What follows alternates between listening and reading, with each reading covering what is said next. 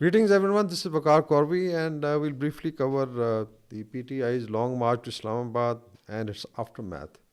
I think now this has come in the open that this march was allowed to come to Islamabad. They were given alternatives to do it at Sangjani because definitely you had a huge delegation of Belarus with the president visiting Pakistan and PTI could not be allowed to create mayhem and chaos. Uh, but unfortunately, they were able to push into Islamabad and there was a lot of restraint. And then we've seen that they landed up very close to D Chowk. And then, of course, there was mayhem. And I think it did affect the image of Pakistan. But fortunately, the state, the government was able to control it through police and rangers. And finally, they were dispersed because they couldn't be allowed to create nonsense here for no reason. So, what have basically PTI gained out of it? I think one is that this bubble, which was created of God forbid, revolution kind of thing, has burst. We have seen that it couldn't sustain it for more than 12 hours in Islamabad. So it means that the lower cadre or the activists were lured into Islamabad by their leadership for their own personal gains, but ultimately they were left high and dry and seen no worthwhile leader other than Ali Amin Gandapur or Madam Bushra being there. And they also finally fled. And it was, I think, quite shameful that why they left their lower cadre in the lurch without any leadership. This is also very, very dangerous because if you look at the figures which are now coming in terms of illegal arms, ammunition, slingshots, and even tear gas firing guns, this begs the question that how could a mob be called a political party? So this has been, I think, a very sad saga. PTI should now reflect that in case they want a politics of basically chaos and anarchy or tashaddud, it's not going to work. Even I think Maulana Fazl Rahman advised them that let's be political. We have seen other, even some of the right-wing religious parties doing it in Pakistan, but it has not happened like that.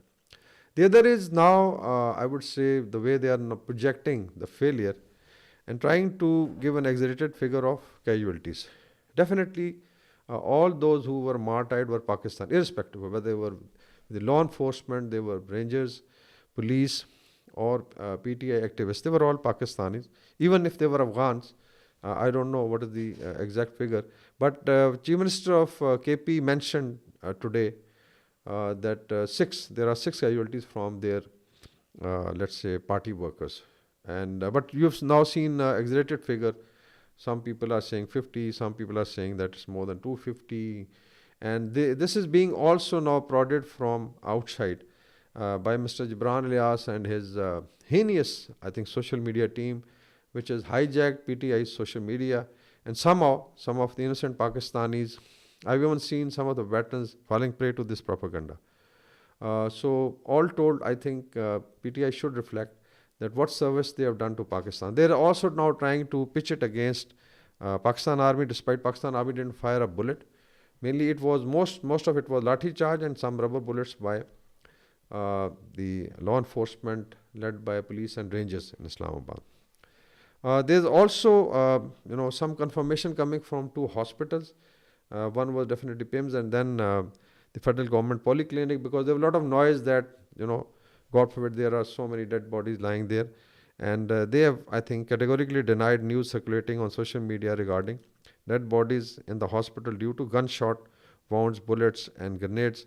And this is now officially rebutted.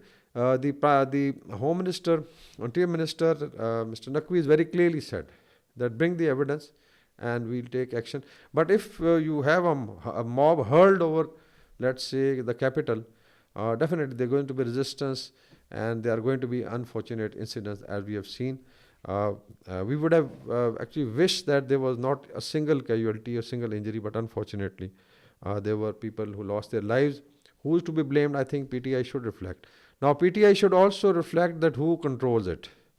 Whether it is Imran Khan from Adiala jail or a group of lawyers who are not visible, even I think their Party Secretary General was absent. Then we had Busha Bibi and Ali Amin Gandapur. So are they, this duo is leading them? Or it is Gibran Ilyas who is hijacked, and social media activists, who are daily doing churning stories. I don't know how do they get so much time. But there's an orchestrated campaign. So if you have so many people claiming or let's say guiding the activists on ground, and we have seen how Mr. Gandapur was also treated by the activists. God forbid if you allow such anarchy, there could be, a situation in future that a leader is literally hijacked or kidnapped by the activists, and then he is told to do certain things which could go against the interest of Pakistan and the party. So my advice would be that in case they want to grow like a political party, they should start behaving like a political party. Thank you very much.